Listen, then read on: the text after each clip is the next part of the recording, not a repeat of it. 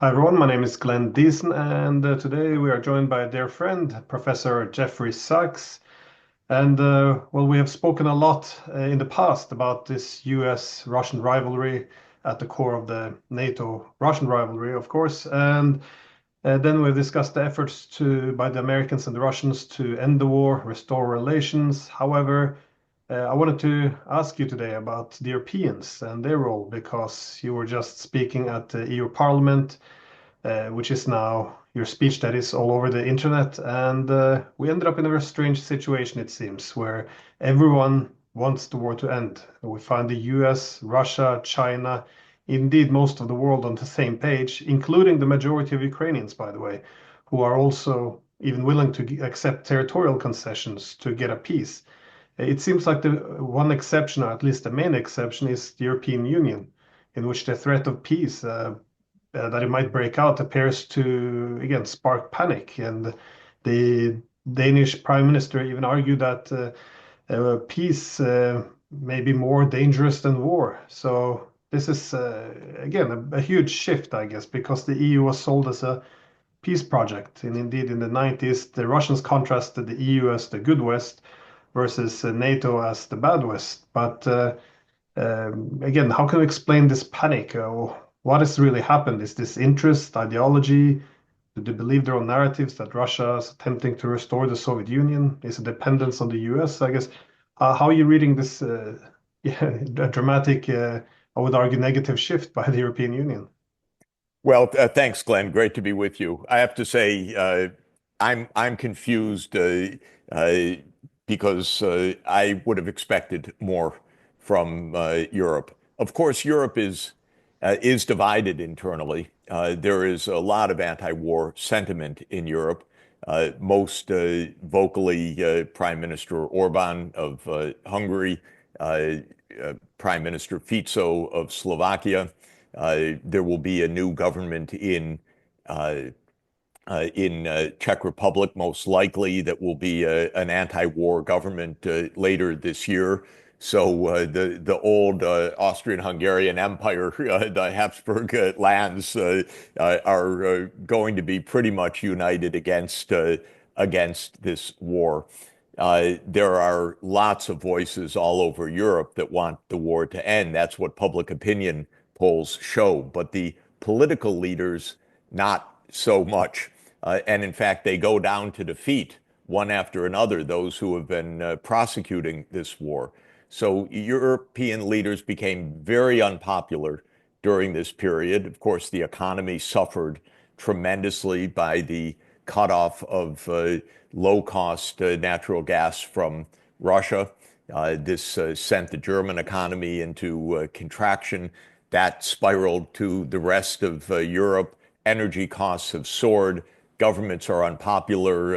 In Germany, the SPD ruling party was shockingly collapsed in its public support in the recent poll. Uh, Macron is very unpopular in France. So what's puzzling, why I say I'm confused, is that these politicians are not following public opinion. They're not acting like politicians trying to maximize public support or the vote. What are they doing exactly?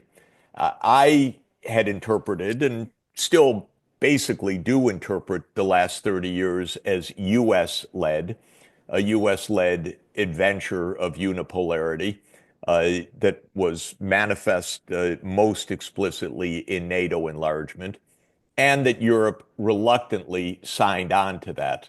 What we think we know from events like the Bucharest summit in 2008 of NATO, Chancellor Merkel, President Sarkozy of France were resistant to following the U.S. line of NATO enlargement and especially a clear commitment, a roadmap uh, for Ukraine and Georgia to join NATO. So they were resistant, but they dropped their resistance at the Bucharest summit under pressure from the United States and then acceded to the U.S. approach. And that included Europe agreeing to the coup and the fact that the United States actively promoted regime change in February 2014. And actually, the United States recognized a government brought in by a violent coup uh, a day after European foreign ministers had negotiated almost exactly the opposite, a continuation of the Yanukovych government for many months until there would be national elections later in 2014. So the Europeans folded their hand on February 22nd, 2014, and went the American route. So my interpretation has been that America led what I have called a game. It was a game of U.S. expansion, U.S. unipolarity, U.S. Aiming to weaken and extend Russia. The word extend Russia is the word that the Rand Corporation used in 2019 to say, do everything you can to weaken, annoy, undermine Russia. What a policy, by the way, just mind boggling that adults should behave like children in this reckless manner. But that's what they did. Now, Europe suddenly is given a prospect that this absurd, failed, disastrous approach will end. And they say, no way, no way. It continues. We'll continue the war. Of course, they can't continue the war. Even with the United States, Russia was winning the war on the battlefield and wasn't going to be defeated. Europe by itself, it's preposterous to talk in the terms that they are speaking. So, to come back to your question and my confusion, why is Europe missing the, the moment? Now, I think that there are several obvious things to say. First, Europe institutionally doesn't have a foreign policy. It's 27 countries. The EU does not have, under the rules of the game of the European Union, does not have even the power to have a foreign policy. Whether it would be a good one or not is a question. But the foreign policy is essentially what comes out of decisions of 27 disparate countries. So that's a first point. Second, there is absolute fear in the Baltic states uh, because the Baltic states have been depending on the United States to back them up. And with the U.S. backing them up, they thought they could be as nasty towards the Russians as they wanted rhetorically, even to their own ethnic Russian populations, trying to ban the Russian language or Russian schools because they thought the United States was standing with them. So these tiny countries have been the most vociferous, Russophobic of all countries. How would you behave that way? Well, they counted on the U.S. to have the big club that was going to protect them. And now the U.S. isn't protecting them. So they are in a panic, definitely. And to my mind, what these countries, the Baltic states, were doing in recent years, oh, it was so dangerous. If you have a powerful neighbor, don't spend every day attacking it, damning it, hating it, trying to undermine it, saying it should break into pieces. If you're tiny and you have a big neighbor next door, don't even talk that way. Be clever, have statecraft. But they thought, oh, the United States will protect us so we can be as loud and nasty as possible. Okay, now they really are panicking. But how can anyone explain the words of the Danish prime minister? I can't. Every theory I have, if I were the Danish prime minister and I was worried about an invasion by a great power, I'd absolutely be worried about the United States of America because Donald Trump has expressed very vividly his eyes on Greenland. I don't think President Putin expressed his voracious appetite for Greenland or for Denmark. In fact, I know that he obviously has not, but Donald Trump has. And so if you're the prime minister of Denmark and your job is national security, how can you be taking this kind of line that continued war is best and so uh, so much oblivious to what the real changing geopolitics is for your country? I find it extremely confusing to, or maybe confusing isn't the right word. I find it very dismaying that there is such incoherence in the European approach. Now, that was long-winded answer to say that there are probably many factors that explain the incoherence of Europe right now.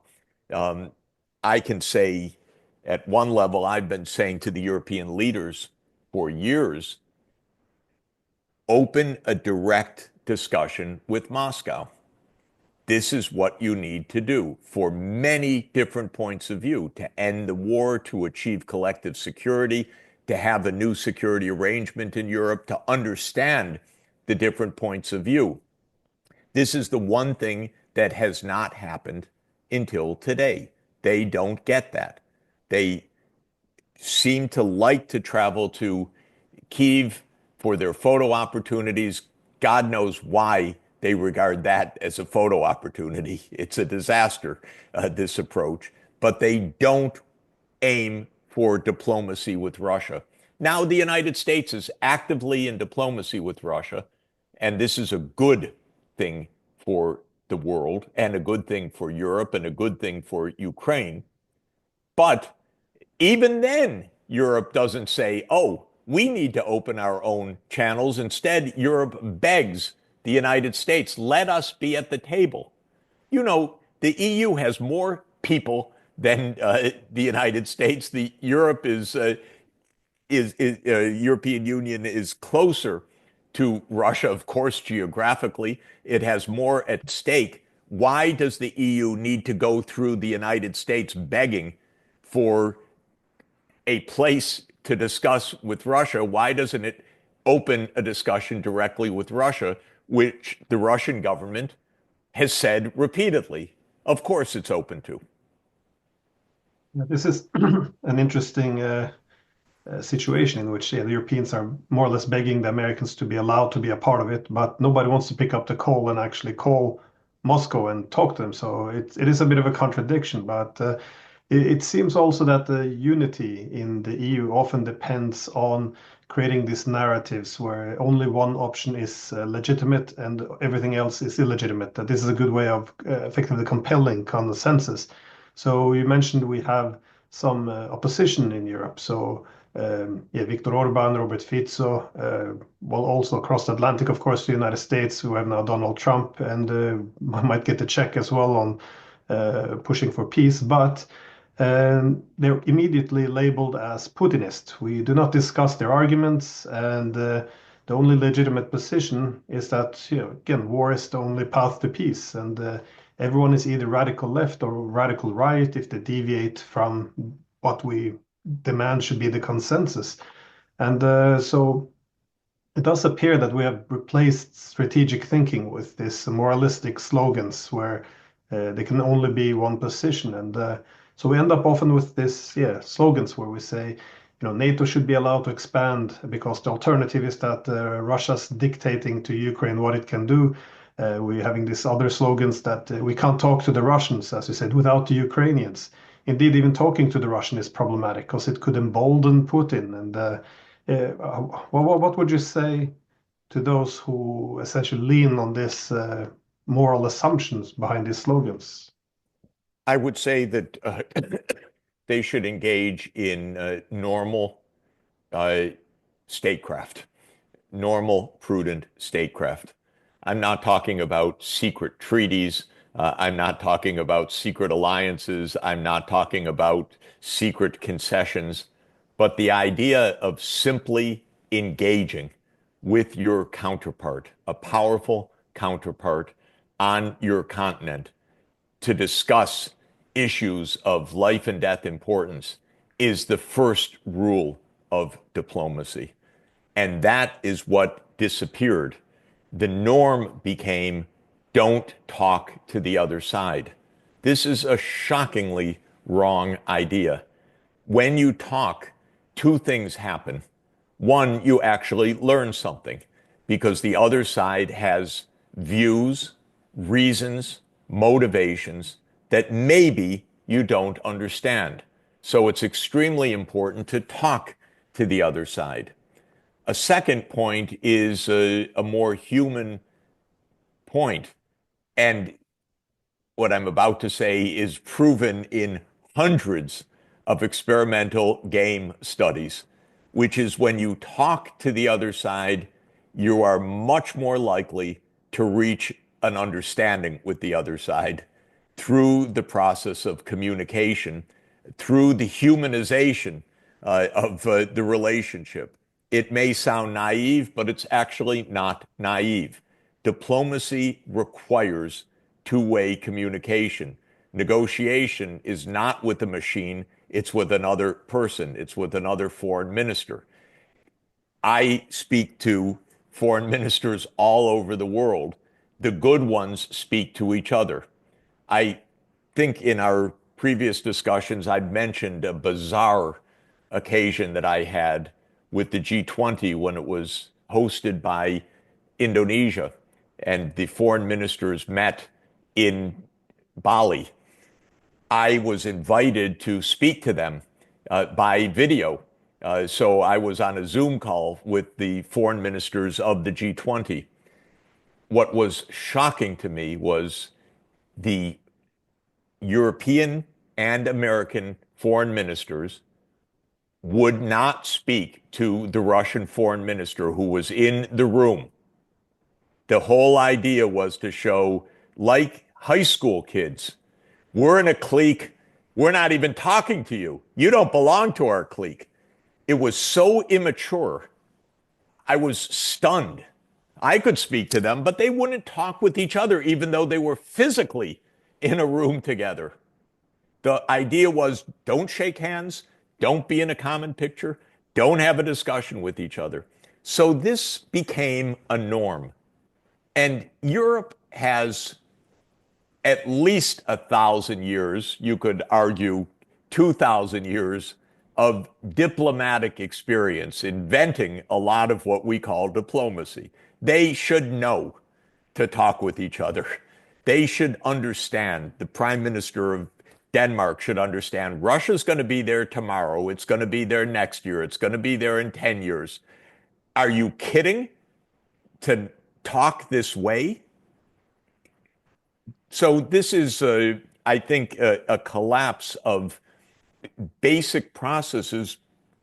Essentially, my guess has been because they farmed everything out to the United States, uh, which also, by the way, wasn't true for even the decades of the 1980s, 90s, and the first years of the 2000s. We should recall that when the United States pursued its absolutely destructive, illegal, and idiotic war in Iraq in 2003, uh, many major European powers were against it. When the US pushed for NATO enlargement in 2008, I spoke with European leaders who said to me, what is your president doing? Why is he doing this? This is destructive. But from my experience, all uh, European foreign policy collapsed in 2008. After that, it was only follow the US lead. And I'm hoping, I'm counting on some kind of revival of this. It's interesting. In the last few days, Europe has shown glimmers of a European voice, not constructive glimmers, by the way. It's been more, we oppose the US, they want peace, we want war.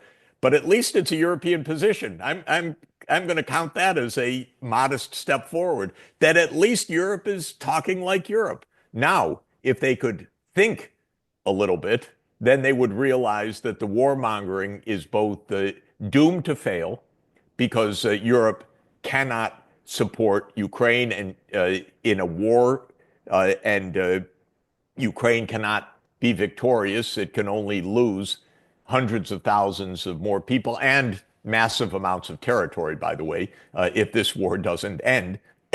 And Europe should tone down its panic that Russia's about to invade Europe, which it's not, and open up what Russia has been calling for actually for 30 years, which is true diplomacy over collective security on the European continent. And if it does that, and I'm not giving up on that, this would be a major constructive change, and it could come sooner than we think. I think this is also the one peaceful outcome that would actually benefit everyone if there would be a revisiting the discussions of an actual European security architecture, as if we can revive the concept of indivisible security, which was the leading one until we came up with the idea of a hegemonic peace. This would eventually be good for Ukraine as well, if because the more threatened Russia feels, the more well, aggressively it will push back. And this is very bad news for frontline states who are on the Russian border. But I also want to ask you about uh, you mentioned the Minsk agreement and all of this, but the Istanbul negotiations, because in this battle for narratives, and whenever we have narratives or facts which doesn't fit the narrative, it's simply pushed aside. So, for example, the Istanbul negotiations in the beginning of 2022 is now completely absent from the EU's war narrative because it doesn't fit with the idea that the Russians simply wanted to restore the Soviet Union or this other narratives they're pushing. But you were actually there. You flew to Istanbul, and as the Russians and Ukrainians were negotiating, well, what is it that's missing there from the EU's narrative? Russia's aim in 2022 with special military operation, as I interpret it, was to force Ukraine, if I could use that term, because it was under force, to return to neutrality, which would have benefited everybody: Ukraine, Russia, Europe, everybody. So it was pushing for something that made complete sense. And Ukraine as neutral would have been safe. It would have been stable. It would not have been a war zone. But the United States hates neutrality. That was the whole point of the unipolar moment. Neutrality is a violation of either you're with us or you're against us. If you claim to be neutral, you're just against us. That was the U.S. view. So, what Russia's war aim was in February 2022 was neutrality in Ukraine and finally implementation of something like Minsk II, which was autonomy and protection for the ethnic Russian population. These were limited aims. They did not call for the annexation of the Donbass. That was something that came later in the year. It was not an aim in February 2022, and it was not on the table in March 2022. So we now know from so many participants, from the ones that I spoke to in Ankara, actually, the Turkish mediators, from the Russians, from the Ukrainians, from the Americans, from the Brits. We know from so many different sources that the two sides had come close to an agreement, and it was scotched by the US and UK. Johnson, Boris Johnson, was perhaps the messenger at the end that put the full kibosh to it. But the two sides were close to an agreement because Zelensky was saying publicly at the end of March 2022, all over the place in interviews, in the Financial Times, in many places, yes, Ukraine can be neutral. They were reaching an agreement. The U.S. did not want an agreement at that time. The UK, which is this is another long story, but it shows that you can have imperial nostalgia even for more than half a century or longer. The UK is a country that absurdly believes it's a world empire. and acts like one, again, always counting on the U.S. to do its bidding. The UK said, no, we need to defeat Russia to protect Western hegemony. That's actually what Boris Johnson publicly said last year. That's what the war is about. That's what you and I have been saying. That's what this is plainly the case.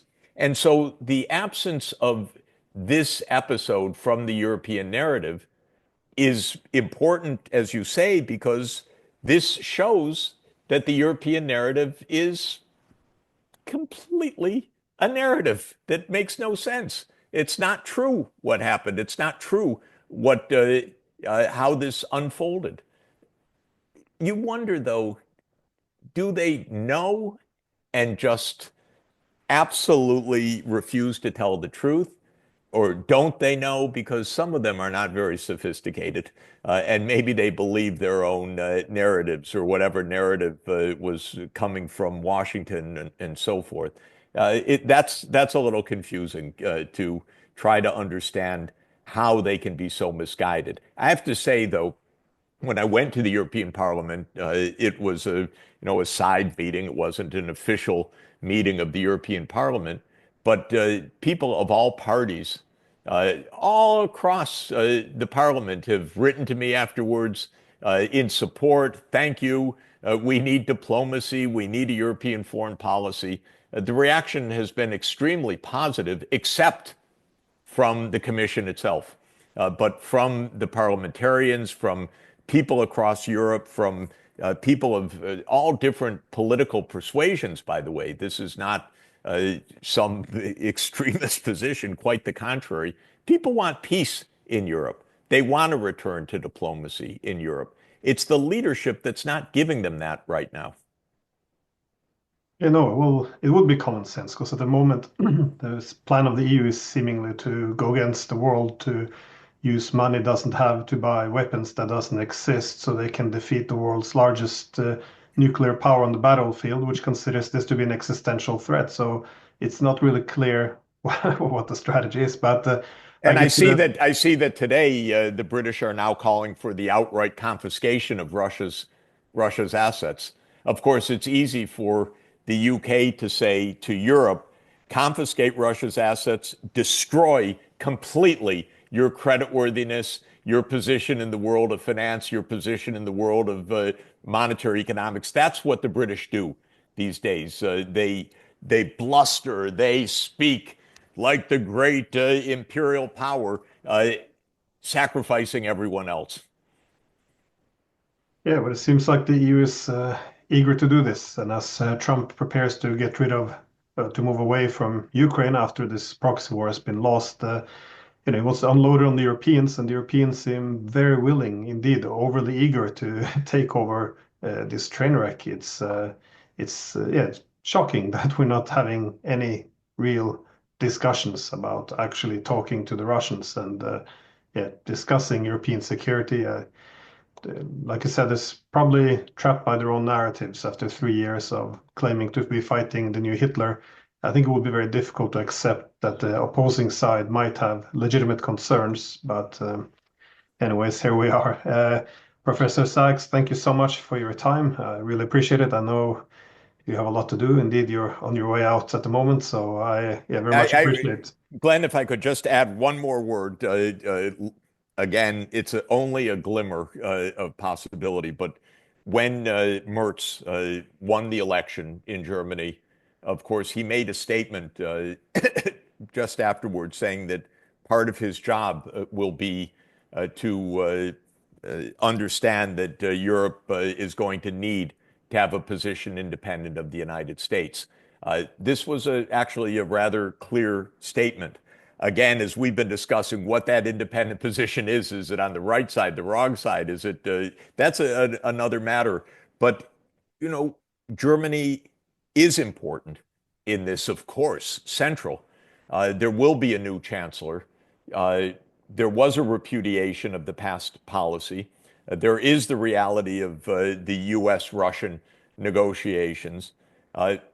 There is a tradition in Germany of some independence of foreign policy in the last 40 years, from Willy Brandt, Helmut Schmidt, Kohl, Schroeder, in fact, Merkel until 2008, I would say. So maybe let's just keep our eye on that and hope that Germany can be a constructive uh, force in restoring European Russian diplomacy and European Russian economic relations. After all, one of the main aims of the US neocons after 1991 was to break the economic links between Germany and Russia. They did that. They blew up the pipeline. They destroyed what was the basis of German heavy industry, which was low cost energy and resources from Russia. And Merz, as a party of business, just may, uh, come to figure that out sooner rather than later. Well, during the Cold War, the Germans, opposite when they did oppose the United States, it was usually to improve relations with Moscow, though. As Willy Brandt, his argument was in that indivisible security, security for all or security for none. This was very different to the bloc politics, where maximization of power is equalized to the maximization of security. But Willy Brandt appears to be, no, sorry, not Willy Brandt, Merz appears now to be building up the courage to decouple a bit from the US and confront America because they're not hostile enough against the Russians. So it's Yes, exactly the wrong time to it oppose could the be. It Americans. could be. It could be. Let's see. Yeah.